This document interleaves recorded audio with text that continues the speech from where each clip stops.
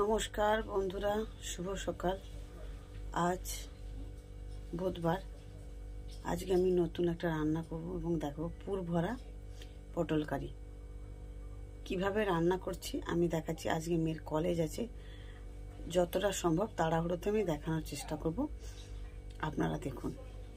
চিংড়ি মাছ, এইগুলো চিংড়ি মাছগুলো ফ্রিজে ছিল বলে কালো কালো হয়ে গেছে। একে আমি ধুয়ে নুন হলুদ মাখিয়ে নেব। আর এই দেখছেন বড় বড় পটল। এই পটলগুলোকে আমি কীভাবে কী করছি আমি দেখাবো পরপর।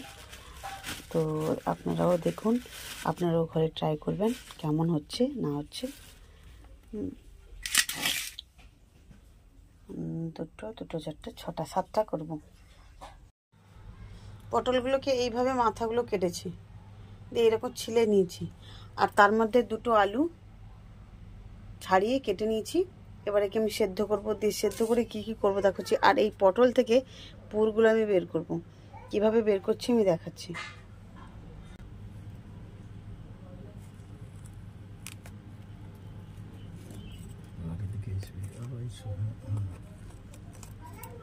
এই যে দেখছেন, এগুলো আমি সব বের করে দেবো। দানা, যতগুলো দানা আছে সবই এর মধ্যে থেকে আমি বের করে দেবো। তবে একদিকে মুখটা খালি করব, আর একদিকে দেখছেন একদিকে এরকমই থাকবে, আর একদিক থেকে আমি সব বের করে দেবো।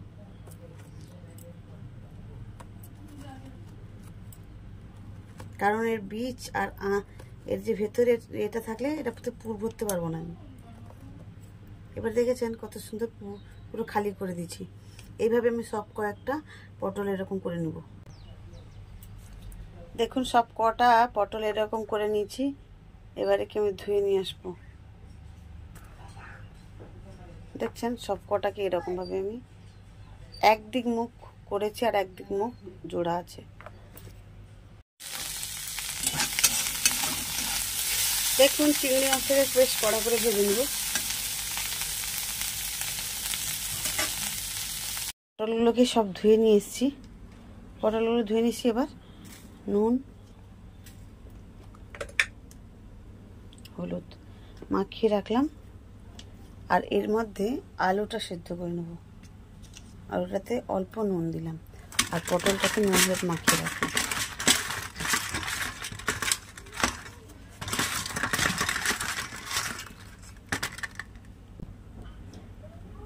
দেখুন পটলটাতে নুন হলুদ মাখিয়ে রাখলাম আর আলুটা ততক্ষণে সেদ্ধ করে আনবো।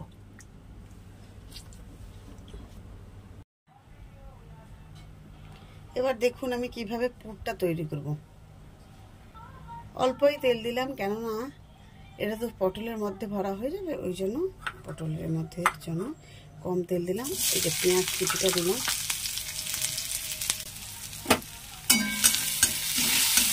পেঁয়াজটা ভাজা ভাজা হয়নি, পেঁয়াজটা ভাজা ভাজা হলে রসুনটা একটু দিয়ে দিলাম। রসুনটা অর্ধেক সেদ্ধ করেছি, ঠিক করে বাটাবাটি করে নিচ্ছি। পেঁয়াজ রসুনটা ভাজা ভাজা হয়ে গেছে, এবার আলুটা দিয়ে দিলাম। আলুটাকে একটু কষিয়ে নেব।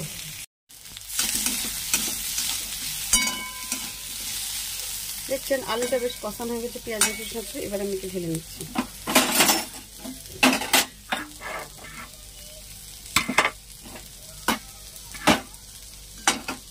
চিংড়ি মাছটা ভাজা চিংড়ি মাছ আছে, ওখানেই আমি ঢেলে নিচ্ছি।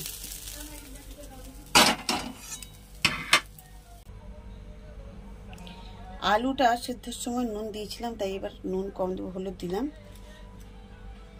অল্প একটু নুন দিলাম,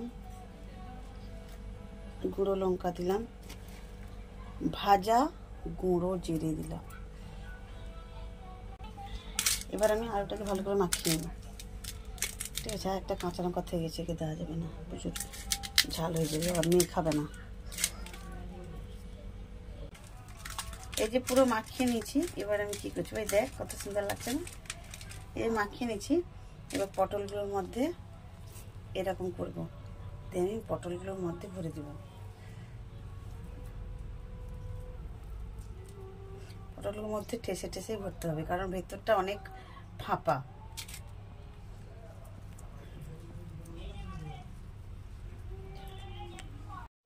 এই দেখুন সবগুলোতে এরকম করে আলুর যে পুরটা করেছিলাম সবগুলোতে ভরে দিচ্ছি। এবার আমি কি করেছি, ময়দাটা একটু মাখিয়ে নিয়েছি, কেননা এর মুখটা খুলে যাবে। প্রত্যেকটাতে এইভাবে মুখে চিটিয়ে দিতে হবে, নাহলে এই যে ভাজবো সব খুলে যাবে। এই দেখুন সবগুলোতে এরকম করে চিটিয়ে নিচ্ছি, কারণ একে বলা প্লাস্টার করা, নাহলে সব পুরগুলো খুলে পালিয়ে যাবে। এই জন্য সবগুলোতে এরকমই করে নিয়েছি, সবগুলোতে করে নিয়েছি।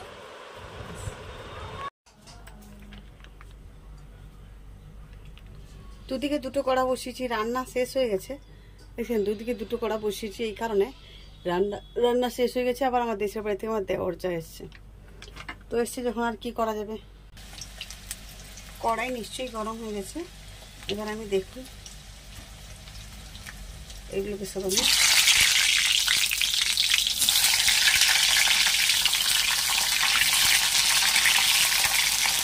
তেল এই কারণে কম দিয়েছি, কারণ এতে তেলটা কম দিলেও হয় বেশি দিলেও হয়, আমি ঢাকা দিয়ে ভাজি দিলে।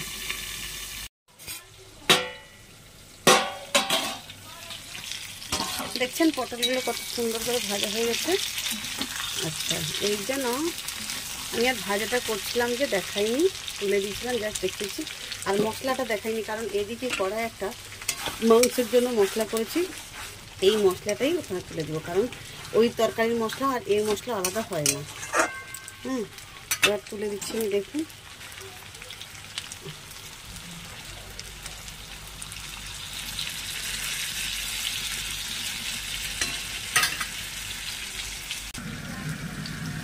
অল্প জল দেব,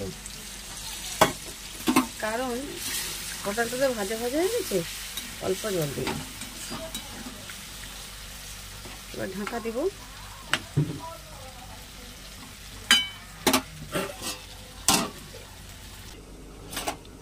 জলটা গরম করে এনেছি। এবার দেখুন এই যে আমুল দুধ,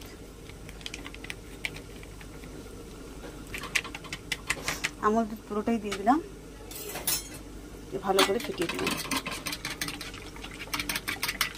দেখছেন, আর অল্প করে একটু নারকেলের দুধ বেরিয়েছিল, সেটাও দিয়ে দিলাম। নারকেলটা ছিল না, অর্ধেক নারকেল ছিল, তাই এইটুকু নারকেলের দুধ দিয়েছি। এবার আমি একবার ঢাকনা খুলেটা দেখি কি ব্যাপারটা হয়েছে তরকারিটা। একে আমি একদম মাখা মাখা করে দেবো।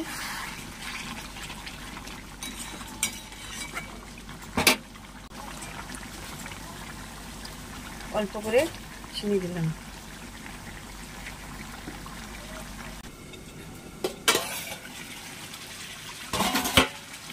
এই তরকারিটার অনেক খাটনি আছে তো।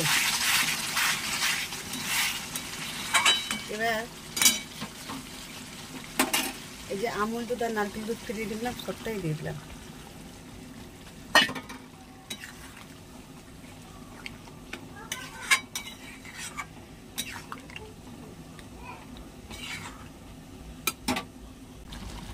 দেখুন তরকারিটা কত সুন্দর লাগছে দেখতে। তরকারিটা নামাবো, তো নামানোর আগে এই যে ঘি একটু দিয়ে দিলাম।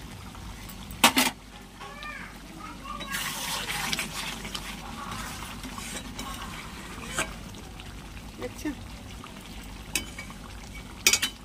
এটা আমার মেয়ের পুরো ফেভারিট রান্না।